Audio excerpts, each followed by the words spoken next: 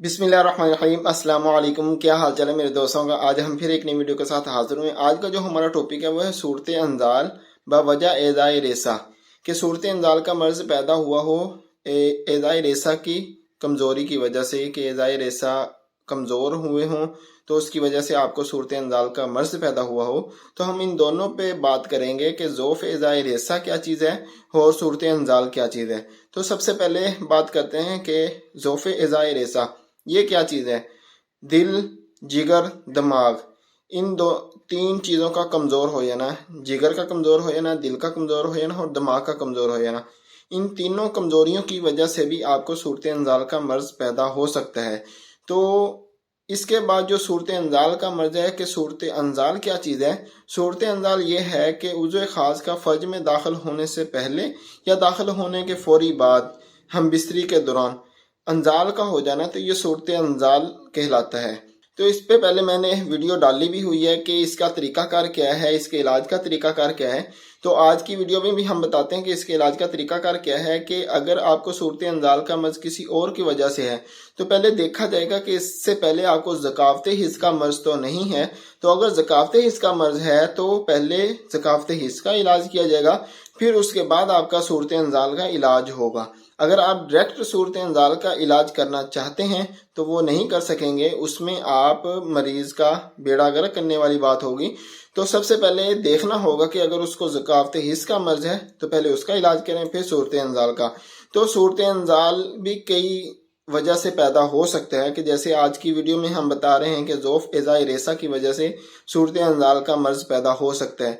तो आज का नुस्खा बहुत बेहतरीन है, आप आसानी के साथ घर में इसका इलाज कर सकते हैं जो मर्ज़ें आज आपको बताई गई हैं। तो अपने नुस्खे की तरफ आने से पहले मेरी एक छोटी सी रिक्वेस्ट होती है, अगर आपने हमारा चैनल सब्सक्राइब नहीं किया है तो चैनल को सब्सक्राइब कर लें और बेल आइकन का जो बटन है उस पर क्लिक कर लें। उसका फ़ायदा ये होगा कि जो हमारी नई आने वाली वीडियो है वो आप तक टाइम पर पहुँच सके। तो सबसे पहले नंबर ऊपर शो हो रहा है, कोई मशवरा वगैरह, कोई नुस्खा वगैरह अगर लेना चाहते हैं तो इस नंबर पर रब्ता मैसेज करके ले सकते हैं। व्हाट्सअप नंबर है।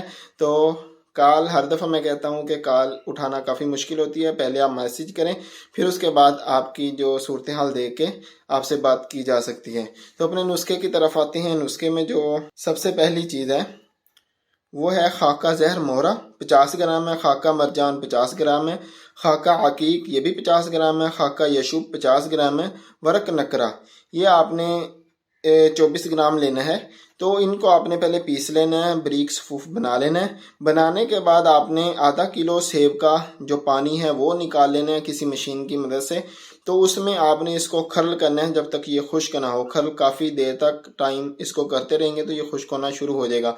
तो उसके बाद आपने इसमें अनार का पानी वो भी आधा किलो इस्तेमाल करके वो भी खर्ल करना है। पहले सेब का करना है, फिर उसके बाद आपने अनार का जो है वो जज़ब करना है। जब ये जज़ब होने पे आ जाए तो उसमें आपने जद्वार खताई ये आपने पिसाई की हुई कपड़ छान करके वो आपने इसमें 50 ग्राम मिक्स करनी है। मिक्स करने के बाद आपने इसकी चने के बराबर गोली बना लेनी है। तो गोली की जो मिकदार है, खाने की जो मिकदार है वो एक गोली सुबह एक शाम। तो इसके साथ आपने गर्म दूध तकरीबन आधा किलो लाजमी इस्तेमाल करने हैं। इसके अलावा आपका इस्तेमाल करना ठीक नहीं होगा। अगर दूध नहीं है तो इसको इस्तेमाल नहीं करना है।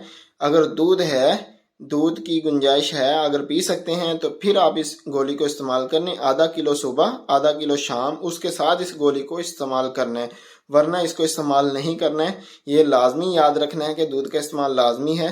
तो इसके साथ परहेज़ भी होता है कि खट्टी चीज़ें, तली हुई चीज़ें और फास्ट फूड का जो है वो लाजमी ख्याल करना है। तो यही थी हमारी आज की छोटी सी वीडियो। अच्छी लगी हो तो लाइक शेयर ज़रूर करिएगा और कमेंट करके बताइएगा कि आज की वीडियो हमारी कैसी लगी। अपने भाई को अपनी खुसूसी दुआओं में याद रखेगा। अगली वीडियो तक के लिए इजाज़त दीजिएगा और अपना बहुत सारा ख्याल रखिएगा। अल्लाह हाफिज़।